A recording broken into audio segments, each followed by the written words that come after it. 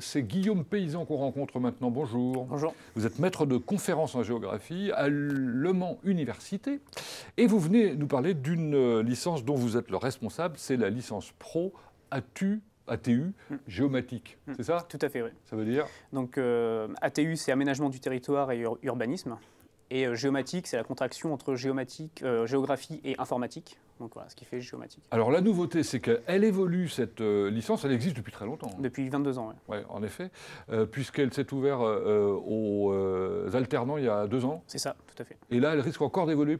Donc là, oui, on a fait un projet d'évolution pour la rentrée 2025. On attend la dernière validation du ministère pour qu'on change de mention de rattachement, donc que ce soit plus aménagement du territoire et l'urbanisme, mais une mention dédiée à la géomatique et l'information géographique.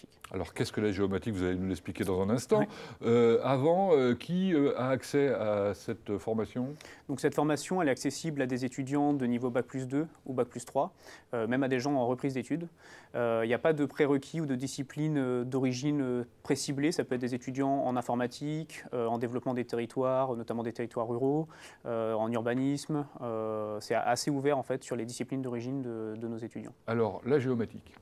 Donc la géomatique, c'est une discipline qui en fait va traiter de l'information qui est géolocalisée pour en faire des analyses, souvent des cartes, mais pas que, aussi des résumés statistiques, des tableaux de bord, etc., pour guider des activités de tout type de structures, des entreprises privées, des associations, des collectivités territoriales, des services de l'État. Alors, comme on est une licence pro, on est très concret. Vous faites un hackathon avec Géoptis. Oui, donc effectivement, en février 2024, on a eu l'occasion de faire un hackathon avec Géoptis, qui est une filiale du groupe La Poste. Et donc pendant ce hackathon, les étudiants ont pu, au cours d'une journée, tester l'outil de géo-intelligence développé par Géoptis, pour un peu tester les potentialités justement de cet outil, comment il permet de traiter les données, quelle restitution de ces informations-là l'outil est capable de fournir. Vos étudiants ont fait un plan interactif de l'Université du Mans? Tout à fait, ouais. Donc c'était une commande de l'an dernier dans le cadre des projets tutorés. Donc on fait travailler nos étudiants sur des cas concrets. Et donc là, l'idée qu'on avait avec mon collègue Thomas Louche, qui co-gère la licence pro avec moi, c'était de demander aux étudiants de fournir un prototype de plan interactif du campus qui pourrait guider les utilisateurs dans la compréhension du campus et son usage. Bon, tout ça, c'est très concret et puis ça parle, hein. Il n'y a pas de secret. Qui sont les formateurs? Quelle est l'équipe pédagogique? Alors, l'équipe pédagogique, elle est constituée d'un certain nombre d'enseignants-chercheurs, une dizaine qui sont principalement dans le département de géographie de l'Université du Mans, et beaucoup d'intervenants professionnels, pour certains qui sont des anciens de la licence pro ATU, et qui travaillent dans plein de types de structures différents, SART numérique, on en a du service départemental des incendies et de secours, de la commune de Halonne, Amprixia, qui est une entreprise privée de géomarketing au Mans. Donc voilà, plein de types de structures. Et ces professionnels viennent former et témoigner de l'usage de la géomatique dans leur activité. Alors, l'année débute en septembre, comme n'importe quelle année universitaire. Elle se termine, alors ça, c'est original, en septembre. Voilà, donc les étudiants doivent soutenir leur rapport de stage ou d'activité, selon s'ils sont en alternance ou stagiaire, en septembre, devant la nouvelle promotion d'étudiants de la LP ATU. Vous disiez que vous aviez des alternants, donc depuis 2 ans maintenant, 50-50 à peu près, hein, c'est ça? C'est ça, cette année on est à 50-50, alternants et puis formation plus classique avec un stage en fin d'année. Alors ces alternants, ils trouvent facilement des entreprises?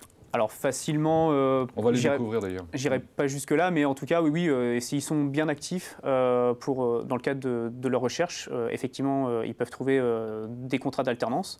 Donc là, on voit par exemple, pour l'année dernière, on avait seulement 2 alternants pour notre première année à Le Mans Métropole. D'ailleurs, notre étudiante qui y était a été recrutée à l'issue de l'alternance et maintenant au service SIG de Le Mans Métropole et chez EDF. Et donc notre étudiant a été recruté dans une autre structure à l'issue de son alternance. Et puis en dessous, on voit toutes les structures qui ont accueilli les étudiants qui étaient en stage. Donc il y a des laboratoires de recherche pour le laboratoire ESO auquel je suis rattaché, le laboratoire TEMOS qui est un laboratoire d'histoire, le syndicat d'eau d'Anjou, la chambre de commerce et d'industrie de Le Mans, une collectivité territoriale avec Nanterre, etc. Bon, bref, bien évidemment, d'autres sont en stage, hein, ceux qui ne sont pas en alternance, avec des entreprises diverses que vous venez de citer. Qu'est-ce qui se passe après pour eux ? Eh ben, Une fois que les études sont terminées, enfin de licence pro?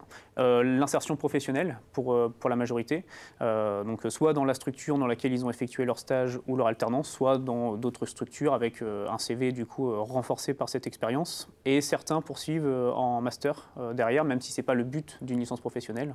Voilà, et on a aussi des poursuites en master. Merci Guillaume Paysan pour cette présentation rapide. Peut-être que ça vous aura donné envie.